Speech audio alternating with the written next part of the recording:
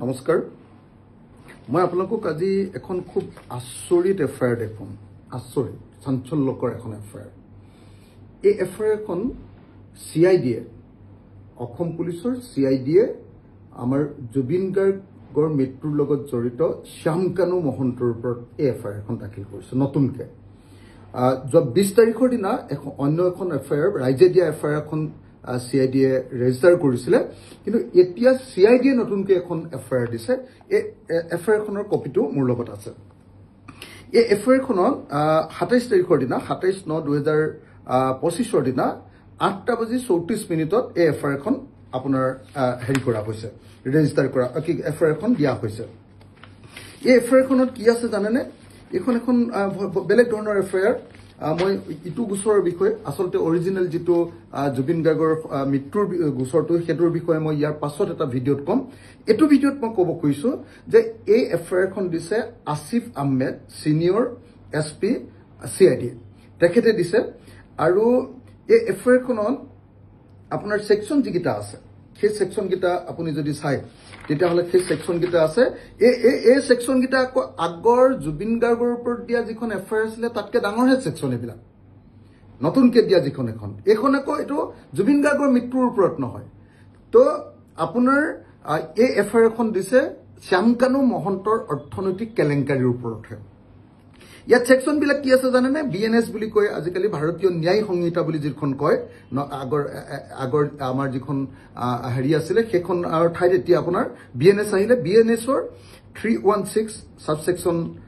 316 subsection 5 336 subsection 3 337 section দিছে 338 section দিছে 339 section দিছে 340 সাবসেকশন 2 দিছে 341 সাবসেকশন 1 দিছে আৰু 342 সাবসেকশন 1 দিছে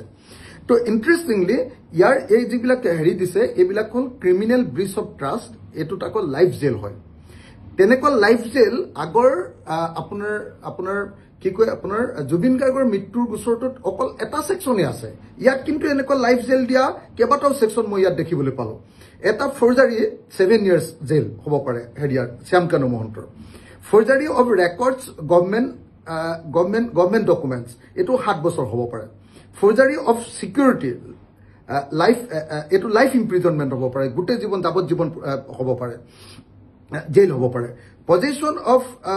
ফোৰ্স ডকুমেন্টস এটো 7 বছৰ জেল হ'ব পাৰে use of false documents life jail হ'ব পাৰে পজেশন অফ কাউন্টাৰফিট সিল এটো লাইফ ডকুমেন্ট লাইফ জেল হ'ব পাৰে আৰু fraudulent destruction of will authority এবিলাকতো লাইফ জেল হ'ব পাৰে ইন্টাৰেস্টিংলি যে যি সময়ত আমাৰ হাৰ্থ জুবিন গাৰ্গ অসমীয়া জাতিৰ ইম্পৰ্টেন্ট আটাইতকৈ ইম্পৰ্টেন্ট এজন গায়ক তেওঁৰ মৃত্যুৰ কাৰণে যিকিটা সেকশন দিছে মাত্ৰ 3টা সেকশন ইয়াত কিন্তু দিছে কেটা সেকশন 8টা সেকশন ইয়াৰ 8টাৰ ভিতৰত এটা দুটা আপোনাৰ 3টা 4টা 5টা সেকশন ইয়াক লাইফ জেল তাত আকৌ মাত্ৰ এটাহে লাইফ জেল এটো ইন্টাৰেস্টিং ঘটনা এই যিখন নতুন এফআইআৰখন দিছে এই এফআইআৰখনত কি পাইছে জানেনে কি কাৰণে দিলে জানেনে যে খেদিনা যেতিয়া আপোনাৰ মহন্তৰ ঘৰলৈ গৈছিলে আপোনাৰ শ্যামকানু মহন্তৰ ঘৰলৈ পুলিচ যাওঁতে কি পালে জানেনে এক নম্বৰটো কি হল যে তেওঁলোকে পালে যে কমিশন অফ সিৰিয়াস ফাইনেন্সিয়েল ইৰেগুলাৰিটিজ সাংঘাতিক ধৰণৰ অৰ্থনৈতিক কেলেংকাৰী কৰাৰ কিছুমান ডকুমেন্ট পালে ফৰ্জাৰী মানে 2 নম্বৰী কাগজ বনোৱাৰ কাগজ বস্তু পালে use of fraudulent means for unlawful financial gain একদম বেআইনী কিছুমান ফাইনান্সিয়াল লাভ উঠাবৰ কাৰণে কৰা একদম 2 নম্বৰী প্ৰবঞ্চনা কিছুমান পালে 2 নম্বৰ কি পালে জানেনে তেওঁৰ ঘৰত এটা অনুষ্ঠানৰ নামত যেটো অনুষ্ঠানৰ নামত আপোনালোকে জানে যে ট্ৰেন্ড এমএমএছ বুলি কয় তেওঁৰ যেটো কোম্পানী তেওঁৰ যেটো আপোনাৰ ট্ৰাষ্ট সেই ট্ৰাষ্টৰ নামতে দুটা পান কাৰ্ড পাইছে এটা অনুষ্ঠানৰ নামত কেতিয়া দুটা পান কাৰ্ড থাকিব নোৱাৰে এটো ফ্ৰডুলেন্ট হয় এটো টকা পইচা কেলেংকাৰী কৰিবৰ কাৰণে এটো কৰে বুলি কয় গতিকে এটো প্ৰমাণিত এটো পালে তাৰ পাছত কি কৰিলে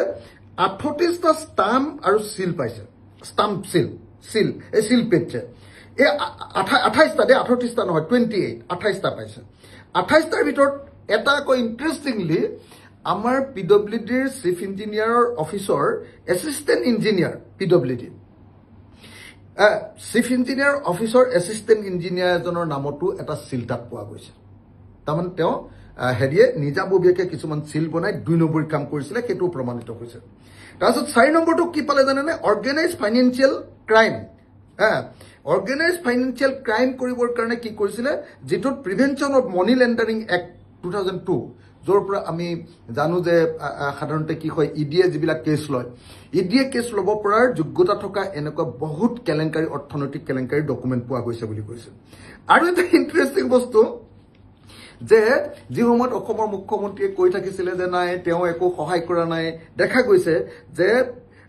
আপোনাৰ শ্যামকানু মহন্তই PMGSY ৰোডত কাম কৰাৰ PMGSY ৰাস্তাৰ নিৰ্মাণ কৰাৰ ঠিকা লোৱাৰ কিছুমান ডকুমেণ্ট পোৱা গৈছে অসমৰো আৰু অৰুণাচল প্ৰদেশৰো এইবিলাক ডকুমেণ্ট পোৱা গৈছে আৰু এই গোটেই ডকুমেণ্টবিলাকৰ পৰা এটা বস্তু প্ৰমাণিত হৈছে যে অৰ্থনৈতিক এটা ডাঙৰ কেলেংকাৰী শ্যামকানু মহন্তই কৰিছিলে বিজেপি চৰকাৰৰ দিনত আপোনালোকে নিশ্চয় জানে যে সৰ্বানন্দ সোণোৱালৰ দিনত তেওঁ উত্থান আৰম্ভ হৈছিলে অৰ্থনৈতিকভাৱে তাৰপিছত সেই উত্থানটো হিমন্ত বিশ্ব শৰ্মাৰ দিনত একদম আকাশ চুইছিলেগে আৰু সেই গোটেই ডকুমেণ্টবিলাক ইয়াত আছে এতিয়া SP CID এ কৈছে আসিফ আহমেদে কৈছে যে এই বিষয়টো ডাঙৰ তদন্ত হ'ব লাগে তাৰ কাৰণে তেওঁ আপোনাৰ ইতিমধ্যে তেওঁ FIR জাৰি কৰিছে এতিয়া অসমৰ মুখ্যমন্ত্ৰীয়ে শ্যামকানু মহন্তৰ ওপৰত ইডি লগাব নাই এই ফাইনেন্সিয়েল কেলেংকাৰীৰ ওপৰত ডাঙৰ আপোনাৰ এনকোয়াৰি হ'ব নাই কাৰণ এই যিমানবিলাক সেকশন দিছে একদম সাংঘাতিক মাৰাত্মক সেকশন কিছুমান BNSৰ ভাৰতীয় ন্যায় সংহিতাৰ দিয়া হৈছে আৰু এতিয়া অসমৰ মুখ্যমন্ত্ৰীয়ে একচুয়ালি শ্যামকানু মহন্তক প্ৰকৃত অৰ্থত শাস্তি দিব খোজে নে নোখোজে এটো ইডিক এই কেছ দিব নে নিদিয়ে আৰু CBI আপোনাৰ আমাৰ জুবিন গাৰ্গৰ মৃত্যুৰ গোচৰটো দিব নে নিদিয়ে এই গোটেই কথাকেইটাৰ ওপৰতে অসমৰ মুখ্যমন্ত্ৰীৰ লগত বিজেপি চৰকাৰৰ লগত আসলতে শ্যামকানু মহন্তৰ সম্পৰ্ক আছে নে নাই প্ৰমাণিত হ'ব গতিকে মই আজি আপোনালোকৰ সন্মুখলৈ এই চাঞ্চল্যকৰ যিখন FIR CID SP আসিফ আহমেদে দিয়া শ্যামকানু মহন্তৰ ওপৰত দিয়া এখন চাঞ্চল্যকৰ FIR খন আপোনালোকৰ সন্মুখলৈ আগবঢ়াই দিছো